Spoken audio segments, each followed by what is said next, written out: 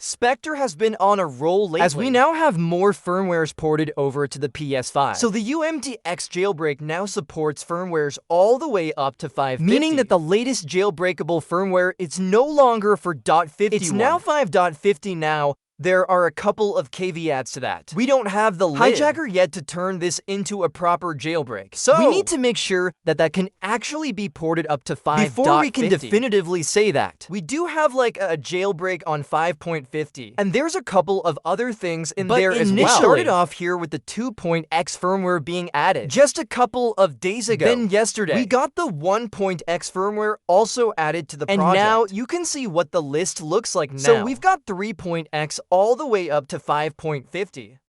So 3.0 all the way up to 5.50. So even if you're on the previous jailbreak, you can actually run this now and test the stability. And compare it to the previous jailbreak to see how much more stable. This version is according to Spectre.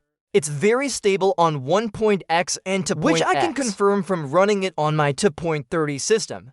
But he did say that there are some additional mitigations on 3.x onwards that could cause a kernel panic every now and then. Meaning, it's not as stable on the higher firmwares as it is on 2.x and 1.x, but it may still be quite a bit more stable than the previous jailbreak that we've had up until now on the 3.x to 4.x firmware. So that's what we have here. Now there are some caveats to this as well. So Spectre has said pushed version 1.2 exploits been updated with an implementation that works on 3.x to 5.x. Also some support for other misc-low firmware. Meaning, I guess, some of the obscure firmwares. And then Elf Loader and payloads will not work on 5.0 plus for a while. Due to some changes, payload STK needs changes. So this is also reiterated by Zico. He says the LSYM tricks are patched as of 5.x. So expect a very painful PS5 payload being developed in the near future. DLSYM has been patched as of 5.x and the problem is that was relied upon for the payloads. So now it's not just a simple case of porting the payloads from older firmwares to newer firmware. This issue now needs to be worked around. And I guess maybe a new format for the payloads might have to be made in order to get payloads working again on these higher firmwares. So that's another reason why we can't really call it a jailbreak until we have workable payloads. But I mean, we should get there eventually. It may just take a little bit longer because either the existing payloads can be modified to work, or whether or not a whole new payload STK needs to be developed from scratch with a whole new format for the payloads, in which case that might take a little bit longer before we see working payloads on these higher firmwares. From 5.0 up to 5.50. Obviously, we're still waiting for 6.0 to 761. That could happen with a Blu-ray drive implementation, or maybe a future WebKit implementation.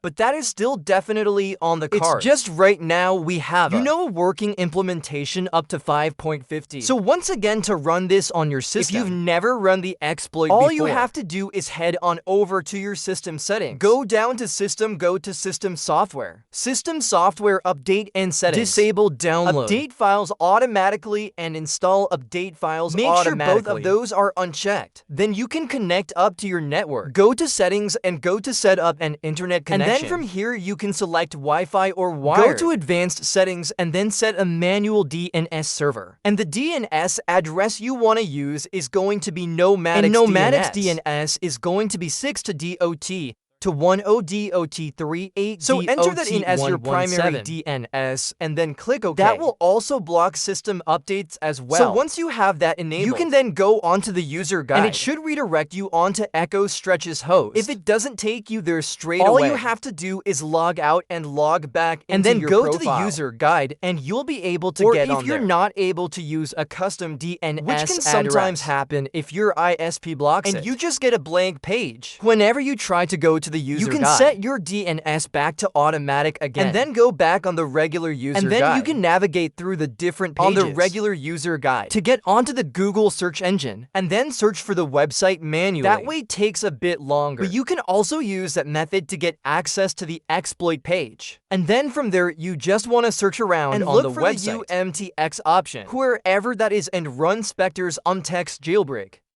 And there may also be an idle sauce or a Zico, a version as well that you could try. But for now, anyway, we can run Spectre's TX jailbreak and then that will get it up and running. And you can see that I'm on firmware for 0.03 when I'm doing the test here, and the exploit runs just fine on for 0.03. I found it to be more stable, and even runs a little bit faster most of the time than the previous jailbreak. So I think once this fully matures, we'll probably switch over to using this as the primary method for loading the jailbreak, even for firmwares that already had the previous jailbreak available. So yeah, that's basically it now, because there's no payloads You're only available gonna be yet. Able to unlock the debug So once it says that the ELF loader is running, that means that you have the jailbreak up and you running. Can then press the PS button to exit. Go back out to the home menu and then go back into the settings again. And then from there, you should have access to the debug settings, which lets you know that the kernel exploit was loaded successfully. So that is the general test of the exploit so far. So you can give this a try, especially if you're on a 5.x firmware. Give it a try, see if it works, and most of the people who have tested on 5.x so far seem to be able to get it up and running. No problem, so far so good. So a couple of other things to mention. There's actually been some more developments related to PS5. Not just with the actual jailbreak here. So we got this tweet here from Boris Laren. He says that beyond Oberon, exploiting PS5's EFC and EMC by Sean Hoffman, and he links to a conference that is taking place. So this is SAS20 for Kaspersky Security Analyst Summit. And there is an interesting speaker on here. If we scroll down, we've got Sean Hoffman who is doing a talk on exploiting PlayStation 5's EFC and EMC. So it says here that Sean has experienced exploiting a variety of targets, but game consoles have always held a special interest. The talk will provide a high-level overview of the PlayStation's architecture of the PlayStation 5 console, with focus on the EFC/EIP, Titanium and EMC Selena chips. Exploits allowing code execution on these chips will be detailed, along with the release of a tool which implements the exploits. The process of initial exploitation/discovery will also briefly be covered. For a security researcher's point of view, the exploits are interesting as they cover a hard-to-spot bug in a firmware state machine, and abusing hardware misconfiguration to bypass memory protection measures. The exploit/tooling allow for further research into the system. So that is what's going on there. Now, the reason why Sean Hoffman is interesting is the fact that he is apparently a member of Fail Overflow. I think he's the one that actually posted the UMTX implementation that Fail Overflow had for years, and they just posted it once the Freebs bug became public. So the one that could run in a virtual machine. I believe it was him that actually posted that. So we don't really know if this is going to create any kind of major benefit. In terms of hacking the PlayStation 5, the chips that are mentioned here, the Titania or Selena chips. Titania I believe is the SSD controller, and I think the Selena one is the Southbridge chip. Now, of course, the big concern with these conferences is that sometimes you get a conference like Typhoon Con, where we never get any information about anything that was discussed. In the talks, they were essentially private, and nothing was really made public about Flo's talk that he did at Typhoon Con, which was unfortunate. And this looks like it may be a closed-door conference, however. Perhaps it might be one of those situations where if the talker gives permission for the talk to be made public, then perhaps it will be. And then we could actually see it and get some more information. It does mention something about a release of a tool which implements the exploit. So perhaps that will be a public release, which could perhaps be utilized by other security researchers in the scene to try and find other hardware-level vulnerabilities that they can exploit in the PS5. So the PlayStation 5 talk here is taking place on Wednesday, October 23rd. You can see here we have Sean Hoffman doing his talk at 12:40. So that is when that is going to be taking place. So definitely something interesting, something to keep an eye on. And it's also of note that it was actually originally, I think, posted or pointed towards by Boris Laren, who is somebody who is well known in the scene for doing hardware level hacks, particularly with the Blu-ray drive in the PS4 back in the day.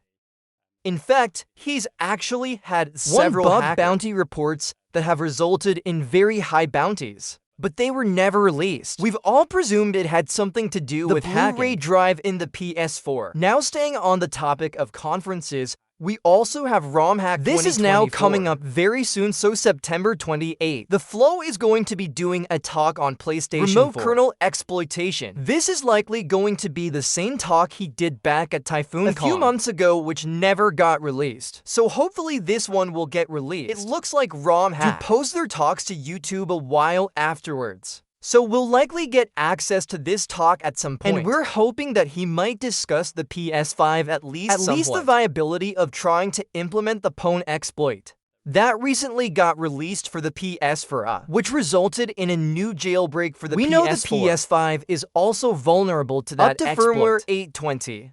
So we want to see if there's any viability in implementing that exploit on the PS5. Because we haven't heard anything so far. Just that, because of the additional security measures that the PS5 has. It may not be possible, but it would be nice to hear from the Flow himself what he thinks about the viability of trying to implement that exploit on the PlayStation.